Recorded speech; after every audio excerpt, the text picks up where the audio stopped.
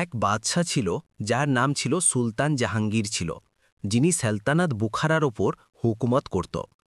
তার হুকুমত অত্যন্ত শান্তিতে এবং ভালোভাবে গুজরছিল। তবে কিছুকাল থেকে এক অদ্ভুত দ্বিধার শিকার ছিল।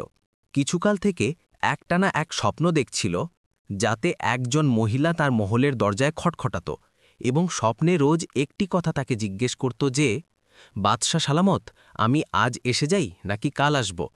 এই স্বপ্নটি বাদশাকে একটানা ৩ মাস ধরে পেরেশান করে রেখেছিল।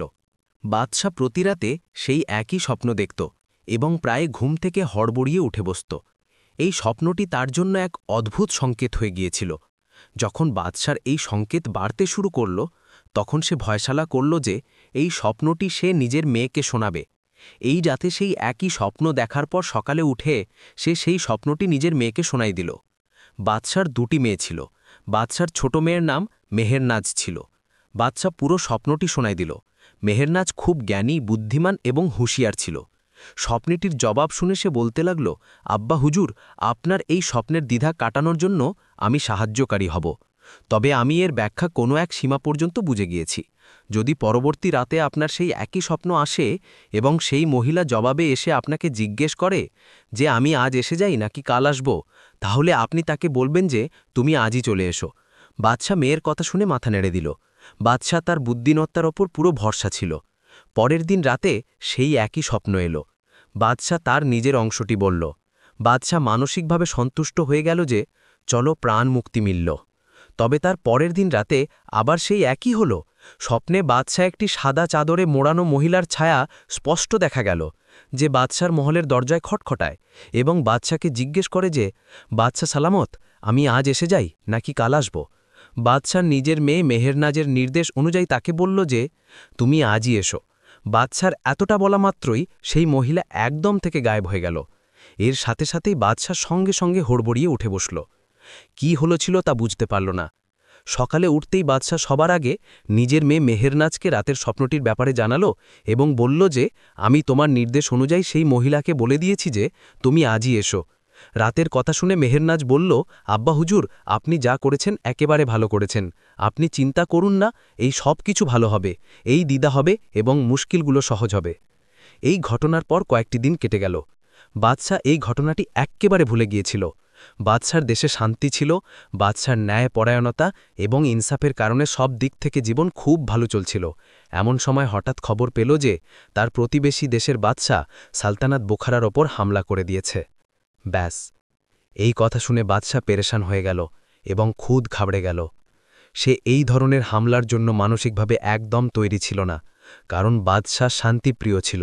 এই দেশের বাদশার পাল্টা জবাব দেওয়ার জন্য এক্কেবারেই তৈরি ছিল না। তবে তারপরও বাদশার কাছে ফৌজের কাছে পাল্টা জবাব দিয়ে লড়াই করা ছাড়া কোনো উপায় ছিল না। তবে বেশি সময় ধরে শত্রুর সামনে তার ফৌজ থামতে পারল না। এখন বাদশার কাছে পালানো ছাড়া কোনো উপায় ছিল না। যখন তার ফৌজ তছনছ হয়ে গেল, শত্রুর হামলা সহ্য করার সামর্থ্য ছিল না এবং অস্ত্র ত্যাগ করতে শুরু করল, তখন সে নিজের মেয়েকে সাথে নিয়ে সেখান থেকে পালানোর ইরাদা করল। শত্রুর ফৌজ বাদশার মহলের ইঁটকাঠ ধ্বংস করে দিল এবং তার মহলের ওপর দখল করে নিল। বাদশা মহলের গোপন রাস্তা দিয়েই পলায়ন করল এবং নিজের ছোট মেয়ে মেহেরনাজকে সাথে নিয়ে সেই গোপন রাস্তা দিয়েই মহল থেকে বাইরে বেরোল এবং সুরঙ্গের মধ্যে লুকিয়ে লুকিয়ে গিয়ে জঙ্গলে বেরিয়ে গেল। সুলতান জাহাঙ্গীর এবং তার মেয়ে নিঃস্ব অবস্থায় ছিল। দেশ ছিনিয়ে যাওয়ার দুঃখ এবং এরপর এইসব মুসিবতগুলো মোটেও খারাপ ছিল না। তারা দুজনে চলতে চলতে পালাতে পালাতে ক্লান্ত হয়ে গিয়েছিল। পা ব্যথা করতে শুরু হলো, পায়ে ফোসকা পড়ে গেল। তবে ভয়ে ছিল যে কোথাও শত্রুরা এসে ধরে না ফেলে, তাই তারা পালাতে চলছিল। বাচ্চা নিজের মেয়েকে সাথে নিয়ে এই জঙ্গলে সারাদিন পালাতে পালাতে সন্ধ্যা হয়ে গেল। সন্ধ্যার কাছাকাছি তারা নিজের সালতানাত বুখারার সীমান্তের কাছাকাছি একটি গ্রামে পৌঁছেছিল। এই গ্রামে একজন লোক থাকত যে কোনো এক সময়ে বাদশার রাজমহলের চাকর হিসেবে কাজ করেছিল এবং বাদশা তাকে প্রায়ই উপহারে পুরস্কৃত করত। বাদশার মনে তৎক্ষণাৎ এর চেয়ে ভালো কোনো উপায় ছিল না। বাদশা এই গ্রামে এই লোকটির দরজার সামনে পৌঁছে গেল। দরজা খটখটালো, পুরনো রাজচকর দরজা খুলল এবং বাদশাও তার মেয়েকে দেখে খুব খুশি হল। খুব খুশি মনে স্বাগত জানালো এবং নিজের ঘরে নিয়ে এলো। বাদশার আতিথেয়তা করল, তাকে জল শরবত পান করালো এবং তারপর আসার ব্যাপারটি জিজ্ঞেস করল। বাদশা হঠাৎ করে পুরো ঘটনাটি শোনায় দিল যে শত্রু তার মহল দখল করে নিয়েছে এবং তারা দুজন প্রাণ বাঁচিয়ে পালিয়েছে। চাকর যখন বাদশার এই ব্যাপারটি শুনল তখন কিছুক্ষণের জন্য চুপ রইল। তারপর বলতে লাগল, বাদশাহ সালামাত, আমি আপনার পুরোপুরি অনুগত। আপনার আমার উপর বেসুমার এহসান আছে। এই ছোটখাটো খাবার আমার আপনার জন্য হাজির আছে। আপনি যতদিন এখানে থাকেন আমার জন্য কোনো মুশকিল হবে না। এটা আমার সৌভাগ্য যে আমি আপনাকে কিছু সাহায্য করতে পারি। তার কথা শুনে বাদশাহ খুব খুশি হলো যে শত্রু থেকে প্রাণও মুক্তি মিলল এবং থাকার জন্য ভালো জায়গা মিলে গেল। পুরনো রাজচকর, যার নাম হাজি আহমদ ছিল, সে বাচ্চার থাকার জন্য নিজের ঘরের সাথে লাগোয়া ঘর তৈরি করে দিল এবং বাচ্চাকে সেখানে রাখল। বাচ্চার মেয়ে মেহান্নাজও তার সাথে ছিল। রাতের বেলা হাজি আহমদ ভালো ভালো খাবার খাওয়ালো। তার এই কাজে বাচ্চা খুব খুশি ছিল। রাতে বাচ্চা ঘুমানোর জন্য শুইল, কিন্তু তার ঘুম আসছিল না। তার মন চিন্তায় মগ্ন ছিল। বাদশার নিজের মহল এবং বিলাসিতার কথা স্মরণ আসতে লাগল, যে গতকাল পর্যন্ত কর্মচারী, দাসদাসী এবং চারপাশে সবসময় সেবার জন্য তৈরি, কিন্তু আজ এই অবস্থা যে একটি গ্রামে একজন লোকের ঘরে আছি এবং তার দয়াতে আছি। বাদশার মাথায় এই চিন্তাগুলো এলো যে আমি আজ পর্যন্ত কোনো খারাপ কাজ করলাম না, তাহলে আমার সাথে এমনটা কেন হলো? এবং সে মাথা ঝাঁকালো। কপাল এমন পাশা পাল্টে দিয়েছিল যে একদম দুনিয়ায় সবটা বদলে গিয়েছিল। আর তারপর হঠাৎ তাকে পাশের ঘর থেকে কথার আওয়াজ শোনা গেল। এই সময় মেহেরনাজ ঘুমোচ্ছিল বলো। প্রথমে সে খুব হয়রান হলো যে এই সময়ে রাতের এই প্রহরে কথার আওয়াজ কোথার থেকে আসছিল। তার চমকে ওঠা নিজের জায়গা ঠিক ছিল। কথার আওয়াজ পাশের ঘর থেকে আসছিল। তারপর সে দেওয়ালের সাথে কান লাগিয়ে কথা শোনা শুরু করল। বাতচিতের মধ্যে হাজি আহমদ, সেই পুরনো চাকটি, কাউকে বলছিল, এই মুসিবত এখন জানি না কতদিন আমাদের ঘরে থাকবে। এই বাদশা নয় বরং ফকির হয়ে গিয়েছে। বাদশা তার কথা শুনে খুব দুঃখ হল। জবাবে কোনো এক মহিলার আওয়াজ এলো যে নিশ্চিতভাবেই তার স্ত্রী ছিল। যদি এই ফকির হয়ে গিয়েছে তাহলে তাকে ঘরে কেন রেখেছে? জবাবে হাজি আহমদ বলল, এই লোকটির লবণ আমি খেয়েছি এবং তার আমার ওপর বেসুমার এহসান আছে। এটাই ভেবে আমি তাকে ঘরে থাকার অনুমতি দিয়েছি। স্ত্রী বলতে লাগল, 2-4 দিন তো থেকে যাক, তারপর বিদায় করো। আমরা এটা বলে আটকাতে পারি যে আমরা আপনাকে এখানে রাখতে পারি না। আমাদের নিজেদের অবস্থা এত ভালো নয় যে আপনার আতিথেয়তা করতে পারি। ব্যাস বাবা, আমি তো এর চেয়ে বেশি তাদের সাহস করতে পারি না। হাজি আহমদ বলল, আরে বাবা, একটু সবুর করো। বিদায় করতে এখনো কিছু সময় লাগবে। একদম তো ধাক্কা দিয়ে বের করতে পারি না। ব্যাস একদিনের কথা আছে, তারপর এমন কোনো বাহানা হবে যে বাচ্চাকে এখান থেকে বিদায় করব। বাদশাহ এই হাজি আহমেদ এবং তার স্ত্রীর গোপন কথা শুনে খুব দুঃখ হল। এই সেই হাজি আহমেদ ছিল, এই সেই পুরনো চাকর ছিল, যাকে বাদশাহ সামান্য কথায় ঢের উপহারে পুরস্কৃত করত। এই পুরনো অনুগত ব্যক্তিটিও বিগড়ে গিয়েছিল। সে চাইলে বাদশাকে সারা জীবন নিজের অতিথি রাখতে পারত, তবে সে গিরগিটির মতো চোখ বদলে ফেলেছিল। এখন বাদশার সামনে নিজের খারাপ অবস্থার কান্না কেঁদে বাদশাহ থেকে মুক্তি পেতে চাইছিল। আর স্ত্রী এবং সে মিলে এই পরিকল্পনা করেছিল যে বাদশার সামনে এমন বাহানা করে সে সেখান থেকে চলে যাবে। বাদশাহ নিরাশ হয়ে বসে পড়ল।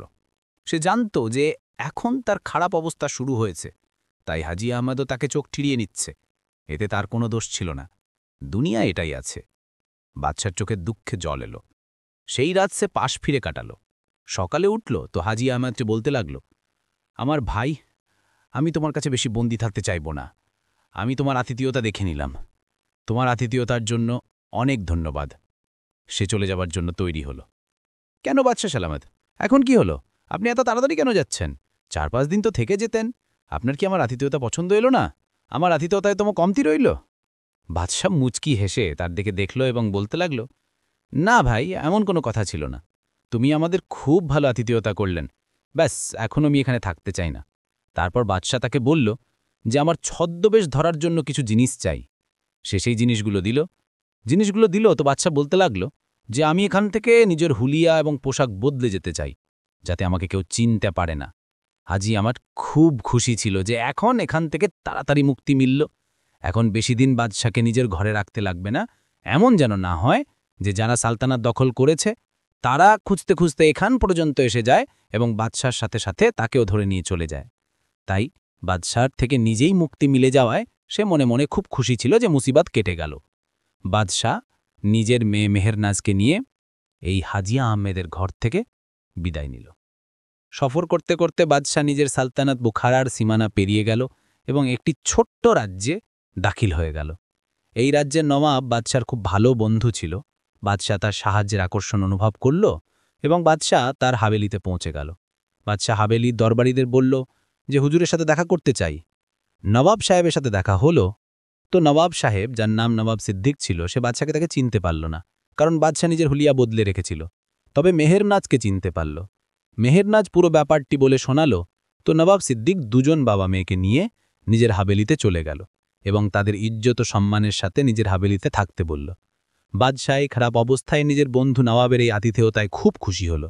নবাব সিদ্দিক বলতে লাগল, বাদশাহ সালামত, আমার এই হাবেলি আপনার খারাপ এবং ভালো দুই সময়েরই সাক্ষী আছে। আপনি যতদিন আরাম করতে পারবেন এখানে করবেন। বাদশাহ এবং মেহেরনাজ নবাব সিদ্দিকের অতিথি হয়ে 1 সপ্তাহ কেটে গিয়েছিল। বাদশাহ মনে মনে খুব খুশি ছিল যে এখন নিজের যোগ্যতার একজনের ঘরে অতিথি হয়ে এসেছি, এ তো কিছু না কিছু বন্ধুত্বের হক আদায় করবে। তবে সেই দিনই এক অদ্ভুত ঘটনা ঘটল। নবাব সিদ্দিকের স্ত্রীর মৃগী রোগের আক্রমণ শুরু হল। স্ত্রী সুস্থই ছিল, তবে হঠাৎ তাকে মৃগী রোগের আক্রমণ শুরু হল। বেচারা নবাব এই পরিস্থিতিতে ঘাবড়ে গেল। সে সঙ্গে সঙ্গে ভালো ভালো হাকিমদের ডেকে পাঠালো, তবে সব হাকিম নিজের চেষ্টায় ব্যর্থ হল। আক্রমণ এমন ছিল যে থামার নাম নিচ্ছিল না, এবং তারপর আক্রমণ শেষ হল। তবে এমন হতে লাগলো যে কিছুদিন পর আবার হঠাৎ তার স্ত্রীর মৃগী রোগের আক্রমণ শুরু হল। এখন তামান্নার সাথে সাথে তাবিজ এবং পীরদের সাহায্য নেওয়া হল। তবে তাবেজওয়ালারা নওয়াব সিদ্দিককে যে পরিস্থিতি জানালো এবং যে কারণ জানালো তা শুনে নওয়াব সিদ্দিক পেরেশান হয়ে গেল যে তার স্ত্রীর মৃগী রোগের আক্রমণ কেন হচ্ছিল। আলেম আরোয়াতে জানালো, নওয়াব সাহেব, আপনার হাবেলিতে নজরেবাদের ছায়া পড়ে গিয়েছে এবং হয়তো এই মহলের পেরেশানের পেছনে এই দুজন বাবা মেয়েরই ভূমিকা আছে, যারা আপনার হাবেলিতে বন্দী আছে। যখন থেকে আপনার হাবেলিতে এসেছে আপনার স্ত্রীর উপর মৃগী রোগের আক্রমণ শুরু হয়েছে। যদি আপনি নিজের স্ত্রীর প্রাণের শান্তি চান তাহলে এই দুজন বাবা মেয়েকে নিজের হাবেলি থেকে সরাতে হবে। এই দুজনকে হাবেলি থেকে যত তাড়াতাড়ি সম্ভব বের করে দেন। নওয়াব সিদ্দিক এই কথা শুনে খুব পেরেশান হল। নওয়াব সিদ্দিকও রুহাল্লা হকদার ছিল এবং এই কথার উপর তারও বিশ্বাস ছিল। তবে পেরেশান ছিল যে কিভাবে নিজের বন্ধু এবং তার মেয়েকে ঘর থেকে বের করেন। এই কত ভাবতে ভাবতে এই কত বাদশাহর কানে পৌঁছে গেল। কথা ছিল যে নওয়াব সিদ্দিকের স্ত্রীর মৃগী রোগের আক্রমণের কারণ সেই দুজন অতিথি যাদের আলেম নজরেবাদের অভিযোগ দিয়েছে। বাদশাহ এ কথা শুনে খুব ব্যথিত হল। নওয়াব সিদ্দিক লজ্জার কারণে বাদশাহকে কিছু বলতে পারছিল না, তবে বাদশাহর এই কথার পুরো এহসাস ছিল। শেষে বাদশাহ নওয়াব সিদ্দিককে বলল, নওয়াব সাহেব, আপনি পেরেশান হন না। এটা আমি জানি যে আপনার মাওলানারা আপনাকে কি বলেছে। আমি আজ আপনার হাবেলি থেকে বিদায় হয়ে যাব এবং নিজের সমস্ত জিনিস এখান থেকে নিয়ে যাব। নওয়াব সিদ্দিক জেনে শুনেও বাদশাহ এবং তার মেয়েকে আটকেতে পারল না। বাদশাহ দুঃখী মনে নবাবের হাবেলি থেকে মেয়েকে নিয়ে বেরোল। সফর করতে করতে জঙ্গল এবং জনবসতি পার হতে হতে এক জায়গায় একটি গাছের নিচে বসে পড়ল। দুজনেই ক্লান্ত হয়ে গিয়েছিল। মেয়ের তৃষ্ণায় খারাপ অবস্থা ছিল, তবে জল কোথাও দেখা যাচ্ছিল না। বাদশাহ মেয়েকে আশ্বাস দিল যে রাত এই গাছটির নিচে কাটিয়ে দেব এবং সকালে উঠতেই এখান থেকে বেরিয়ে যাব, সফরে শুরু করব। আশা আছে কোথাও না কোথাও পান করার জল মিলে যাবে। ইত্তেফাকের কথা এই যে সেই একই গাছে দুটি পাখিও রাত কাটাতে ছিল। পাখিরা এই দুজনকে দেখল তো আপোষে কথা বলতে লাগল। পুরুষ পাখিটি নিজের মাকে বলতে লাগল, দেখো তো, এই দুজন বাবা মেয়ে। এই লোকটি সুলতান বুখারা ছিল, তবে এখন এর উপর খারাপ সময় এসে গিয়েছে। এর উপর দুর্দশার মেঘ ছড়িয়ে আছে। এখনও এর দুর্দশা এবং পরীক্ষা কিছু আছে। এখনও এর মুশকিলগুলো শেষ হয়নি। এই কথাগুলো বাদশাহর কাছে অবাক করাভাবে শোনা যাচ্ছিল। বাদশাহ চমকে উঠল এবং কান লাগিয়ে পাখিদের কথা শুনতে লাগল। তার কথা শুনে স্ত্রী পাখিটি বলতে লাগল, এর মুশকিলগুলো কিভাবে শেষ হবে? তার কথার জবাবে পুরুষ পাখিটি বলল, এর পরীক্ষা আল্লাহর তরফ থেকে আসে এবং এর পরীক্ষার সমাধান এই যে কোনো নেক বুজুর্গ এর পক্ষে দোয়া করেন। এখান থেকে একটু দূরে একটি বুজুর্গের কুড়ে ঘরে ইবাদত করতে থাকেন। এই বাদশাহর উচিত যে তার খেদমতে হাজির হন এবং তার কাছ থেকে নিজের পক্ষে দোয়া করিয়ে নেন। ভাই, আল্লাহতালা নিশ্চয়ই তার দোয়া কবুল করবেন এবং এর পরীক্ষাকে শেষ করে দেবেন। যদি এমন হল না তাহলে এ সারা জীবন এই জঙ্গলগুলোতেই ঘুরতে থাকবে। বেচারি মেহেরনাজ সফরের ক্লান্তিতে নিঃশ্বাস হয়ে গিয়েছিল। তবে বাদশাও এই পাখিদের কথা বুঝছিল এবং খুব মনোযোগ দিয়ে শুনছিল। বাদশাও মনে মনে খুব হয়রান ছিল যে তারা পাখি হয়েও মানুষের মতো কথা বলছে। এতেও খোদার কোনো রহস্য হবে, এই ভেবে সে সেখানেই গাছের ছায়ায় ঘুমিয়ে পড়ল। সকালে উঠে সে পুরো ঘটনাটি নিজের মেয়েকে জানাল। মেহেরনাজ বাদশার কথা শুনে মুচকি হাসি দিল, যেন সে আগে থেকেই এই কথা জানত। বাদশাও জিজ্ঞাসা করল, এই বুজুর্গের কুড়ে ঘরে যাব যাতে বুজুর্গের সাথে দেখা হয়? মেয়ে বলতে লাগল, ঠিক আছে। তারা দুজন কিছুক্ষণ ধরে এদিক ওদিক জঙ্গলে এই কুড়ে ঘর এবং বুজুর্গকে খুঁজতে লাগল, তবে তা কোথাও দেখা গেল না। এরপর দুজন বাবা মেয়ে নিজের সফর চালু রাখল।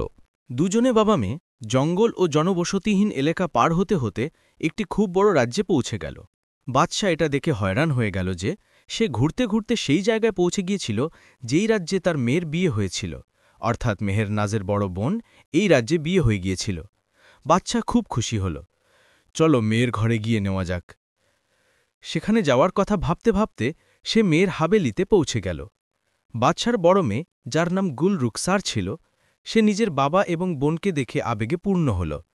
তবে যখন তাদের অবস্থার কথা জানা গেল তখন সে বেচারি খুব উদাস হল। গুল রুকসার খুব খুশির সাথে তাদের সাথে দেখা করল এবং তাদের নিজের হাবেলিতে নিয়ে এলো এবং তাদের থাকার জন্য খুব ভালো বন্দোবস্ত করল। তাদের হুকুমতের মতো যত্ন করল। তাদের ছাড়াও এক সন্ধ্যার বিশেষ খাবার খাওয়ালো এবং তাদের জন্য ভালো ভালো পোশাক তৈরি করল। অতিথি হিসেবে তাদের থাকতে থাকতে কিছুদিন কেটে গেল। বাদশাহ মনে মনে লজ্জিত ছিল যে মেয়ের দরজায় এসে আশ্রয় এসেছি। তবে তার ছোট মেয়ে বলতে লাগল, আমাদের ওপর মুসিবতের সময় আছে, তাই আমাদের এর চেয়ে ভালো জায়গা আপাতত অন্য কোনো হতে পারে না, এবং এমনিতেও আমরা আপনার মেয়ের ঘরে আছি এবং আমি নিজের বোনের ঘরে আছি। বাদশাহ বলতে লাগল, সেটা তো ঠিক আছে, তবে আমরা আর কতদিন এখানে পড়ে থাকব? মেয়ে বলতে লাগল, আপনি চিন্তা করুন না, যতক্ষণ আল্লাহ তাআলা আমাদের অন্য কোনো বন্দোবস্ত করে দিয়েছেন আমরা এখান থেকে যাব না। বাদশাহ মেয়ের কথা রাজি হল। বাদশার এবং মেয়ের কিছুদিনের বন্দিত্ব কেটে গেল যে সেই রাতে এক অদ্ভুত ঘটনা ঘটল। বাদশাহ নিজের বিছানায় শোয়া ছিল এবং চিন্তায় মগ্ন ছিল যে হঠাৎ তার নজর ছাদে লাগানো সোনার ফানুসের ওপর পড়ল। ফানুসের ওপর নজর পড়তেই বাদশাহ হঠাৎ চমকে উঠল। এক অদ্ভুত এবং হয়রান করা দৃশ্য তার চোখের সামনে ছিল। সে দেখল যে ফানুসের সাথে উই পোকার মতো পোকা জড়িয়েছিল। তারা এর ওপর লাগানো সোনা ঢে ঢে খেয়ে নিচ্ছিল এবং সোনা খেতে ফানুসের রঙও উড়ে যাচ্ছিল। বাদশাহ খুব অবাক হয়ে এই দৃশ্য দেখছিল। দেখতে দেখতে এই পোকাগুলো ফানুসের সমস্ত সোনা চাট করে দিল এবং এরপর এই পোকাগুলো ঘরের চারপাশ লক্ষ্য করে হামলা শুরু করল। ঘরের মধ্যে লাগানো দামি গালিচা এবং পর্দাগুলোকেও এই পোকাগুলো খাওয়া শুরু করল। বাদশাহ এটা দেখে খুব পেরেশান হল এবং সে সঙ্গে সঙ্গে মেহেরনাজকে জাগিয়ে দিল। মেহেরনাজ দাঁড়িয়ে উঠে বসল। বাদশাহ তার মনোযোগ এই দিকে আকর্ষণ করল তো সেও একদম হতভাগ হয়ে গেল। মেহেরনাজ এই অবস্থা দেখে পেরেশান হল। সে জানত যে পুরো ঘর দামি জিনিসপত্রে ভরা আছে। সে বলতে লাগল, আব্বা, এখন নিশ্চয়ই যখন সকালে আমাদের বোন এবং ভগ্নিপতি উঠবে এবং তারা দেখবে, তখন তারা এটা ভাববে যে হয়তো এই সব জিনিস আমরা চুরি করেছি। তারা এটা মানে নেবে না যে উই পোকা এসব জিনিস খেয়ে গিয়েছে। বাদশাহ পেরেশান হয়ে বলল, তাহলে কি করা উচিত? মেহেরনাজের কাছেও এই প্রশ্নের কোনো জবাব ছিল না। যদিও সে খুব অকলমন ছিল, তবে এখানে এসে সেও চুপ ছিল। বাদশার আর কিছু আসলো না, তো বাদশাহ বলতে লাগল, আমাদের সঙ্গে সঙ্গে এখান থেকে পালিয়ে বেরোনো উচিত। এমন না হয় যে আমাদের ওপর কোনো আরও অভিযোগ এসে যায় এবং এভাবে আমার মেয়ের জীবন আরও মুশকিলে পড়ে যায়। তারা দুজন বাবা মেয়ে সেখান থেকে পালিয়ে বেরোল। হাবেলি থেকে বেরোনোর পর তারা পালাতে পালাতে জঙ্গলে পৌঁছে গেল এবং তারা নিজেদের জন্য আশ্রয় খুঁজতে শুরু করল। তাদের এক ঘরে আশ্রয় মিলে গেল। অন্ধকার রাত ছিল এবং তার উপর দিয়ে ঝোড়ো বৃষ্টি শুরু হল। বৃষ্টির কারণে অন্ধকারে নিজের চোখ দিয়ে কিছু দেখার মতো সক্ষম হল না, তো দরজার ভেতরে এক অদ্ভুত নড়াচড়া দেখে হতবাক হয়ে গেল। সে এক অদ্ভুত ধরনের মানুষ ছিল। যখন মেহেরনাজের নজর এর ওপর পড়ল তো তার গলা থেকে এক চিৎকার বেরোল। সেই অদ্ভুত ধরনের মানুষটি ভয়ঙ্করভাবে পড়েছিল। বাদশাহ এবং তার মেয়ে মেহেরনাজ দুজনেই ভয়ের কারণে সেই ঘর থেকে বেরিয়ে গেল। পালাতে পালাতে তাদের পা ব্যথা করতে শুরু হলো। পা জখমি হয়ে গেল, তবে তারা একটানা পালাতে রইল। তাদের এই ভয়ানক প্রাণী থেকে প্রাণ বাঁচানোর ছিল। পালাতে পালাতে তারা জঙ্গলের এমন এক অংশে পৌঁছে গেল যেখানে তাদের একটি কুঁড়ে ঘর দেখা গেল। বাদশার আর কিছু আসলো না, মেয়ের হাত ধরে কুঁড়েঘরে দাখিল হয়ে গেল। কুঁড়েঘরের ভেতরে তাদের একজন বুজুর্গ, বৈরাগী ব্যক্তিত্বের বুজুর্গ মানুষ নজরে এলো।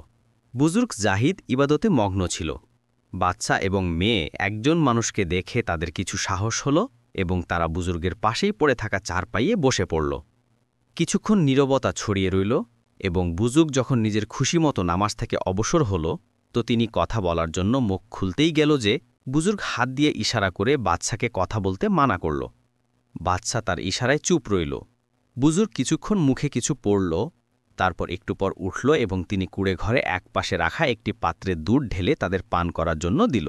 দুধ পান করার পর বাচ্চা এবং তার মেয়ে স্বস্তি এবং ক্লান্তি থেকে মুক্তি পেল, যেন তাদের মরা শরীরে প্রাণ এলো। বুজুর্গ তাদের দিকে দেখে কিছু মুহূর্ত নীরবতা থেকে হাসতে রইল এবং তারপর বলতে লাগল, বেটা, আমি জানি যে তুমি কঠিন অবস্থার সম্মুখীন হয়েছ, তবে আমার এইটাও জানা আছে যে তোমার মেয়ে মেহেরনাজ খুব অকলমন্দ এবং জ্ঞানী ছিল, যে তোমাকে এই পরামর্শ দিয়েছিল যে তুমি স্বপ্নে আসা সেই মহিলাকে বলো যে তুমি আজই এসো। আপনি কি জানেন সেই মহিলা কে ছিল যে আপনার স্বপ্নে আসতো এবং জিজ্ঞেস করত যে আমি আজ এসে যাই নাকি কাল আসব? বাদশা যে হয়রান ও মনোযোগ দিয়ে এই বুজুর্গ দরবেশের কথা শুনছিল, সে বলতে লাগল, না, আমি জানতাম না যে সেই মহিলা কে ছিল। বুজুর্গ মুচকি হেসে তসবির দানায় হাত ঘুরাতে ঘুরাতে বলল, সেই মহিলা নয়, আসলে সে মৃত্যু ছিল, যে তোমার কাছে রোজ এসে জিজ্ঞেস করত যে আমি তোমার জীবনে এসে যাই নাকি কাল আসব, অর্থাৎ মারা যাব নাকি কাল মারা যাব। মৃত্যু বলতে তোমার পরবর্তী জীবনে, তোমার বার্ধক্যের জীবনে সেই দুর্দশা তোমার জীবনের উপর মেঘের মতো ঘুরছিল। তবে আমি খুশি আছি যে তোমার মেয়ে তাকে চিনতে পারল এবং তোমাকে এই পরামর্শ দিয়েছিল যে তুমি বলো তুমি এসো। আপনি কি জানেন আজের মানে কি ছিল? বাদশা নায়ের ভঙ্গিতে মাথা নেড়ে দিল। তো বুজুর্গ মেহেরনাজের দিকে দেখে মুচকি হেসে বলতে লাগল, এই জন্য যে আজ তো যৌবন ছিল, শক্তি ছিল, তাই এই বড় পরীক্ষার মোকাবিলা করতে পারেন, তবে কাল বার্ধক্যে এই হিম্মত থাকত না। এই জন্য তোমার মেয়ে তোমাকে বলল যে এই মহিলাকে বলো যে চলে এসো। মেহেরনাজ, আমি কি ঠিক বলছি? মেহেরনাজ মাথা নত করে বলল, জি হা মোহতারাম বুজুর্গ, আপনি ঠিক বললেন। তুমি এই পরীক্ষাকে আজই ডেকে নিলেন এবং এইটার মোকাবিলা করলেন, এবং এটা ভালো হলো যে যদি কাল বার্ধক্যের সময় এই পরীক্ষা আসত, তাহলে হয়তো তুমি এর মোকাবিলা করতে পারতেন না, এত শক্ত থাকত না। তবে বাদশা, তোমার জন্য ভালো খবর আছে, সেটা এই যে তোমার এই মেঘের পরীক্ষার দিন শেষ হতে চলেছে। তোমার হেরে যাওয়া ফৌজের সিপাহসালার বা সেনাপতি নিজের শক্তি একত্রিত করতে শুরু করেছে। সে সমস্ত সৈন্যদের একবার আবার একত্রিত করা শুরু করেছে। এই শক্তি একত্রিত করে সে একবার আবার নিজের দেশের জন্য চেষ্টা করতে চায়, এবং তোমার পৌঁছার সময় পর্যন্ত আমার আশা আছে যে তারা তোমার দেশকে আবার হাসিল করে নেবে। একবার আবার নতুন সংকল্প এবং সাহস দিয়ে তারা শত্রুর মোকাবিলা করবে, এবং তোমার এটা জেনে খুশি হবে যে এতে তোমার কিছু বন্ধুও তাকে সাহায্য করছে, অর্থাৎ আমাদের প্রতিবেশী দেশ যেখানকার নওয়াব তোমার বন্ধু, সে তোমার ফৌজকে সাহায্য করবে এবং সে দেশ তোমাকে তোমার দেশ ফেরত দেবে। তোমার জন্য খুশির কথা এই আছে যে তোমার দেশ তোমার ফেরত পেতে চলেছে এবং তোমার মেঘ ফাটতে চলেছে। যান, ফিরে নিজের দেশে যান। বাদশাহ এইটা শুনে খুব খুশি হল। সে বুজুর্গের হাত ধরল, তার ধন্যবাদ জানাল এবং মেহেরনাজকে নিয়ে সেখান থেকে বেরোল। এখন তাদের গন্তব্য ছিল নিজের দেশ। সে কিছু অস্থিরতার মধ্যেও ছিল যে তার দেশ তাকে আবার কিভাবে ফেরত পাবে, যে একটি খুব বড় ফৌজ যা তার কাছে পরাজিত হয়েছিল তা আবার নিজের দেশ কিভাবে হাসিল করবে। দিনরাত সফর করতে করতে সে কয়েক সপ্তাহ পর নিজের দেশে ফেরত গেল। তো সে এটা দেখে হয়রান হয়ে গেল যে তার ফৌজ আবার নিজের মহল, নিজের দেশ দখল করে ফেলেছিল। শত্রুরা পরাজিত হয়েছিল এবং তাকে মেরে তাড়িয়ে দেওয়া হয়েছিল।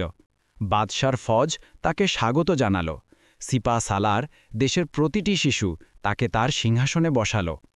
বাদশার বন্ধু দেশের বাদশাও তাকে শুভেচ্ছা বার্তা পাঠাল যে তার সাহায্যে তার দেশ ফেরত পেয়েছিল। সিপাহ সালার, যার নাম জেনারেল উসমান ছিল, এবং তার বন্ধু দেশের বাদশাহ জানাল যে তারা তার সৈন্যদের আবার একত্রিত করল এবং তাদের শক্তিকে একজোট করে আবার শত্রুর ওপর হামলা দিল, এবং তার সংকল্প ও সাহসের কারণে তাকে আবার সালতানাত ফেরত পেয়ে গেল।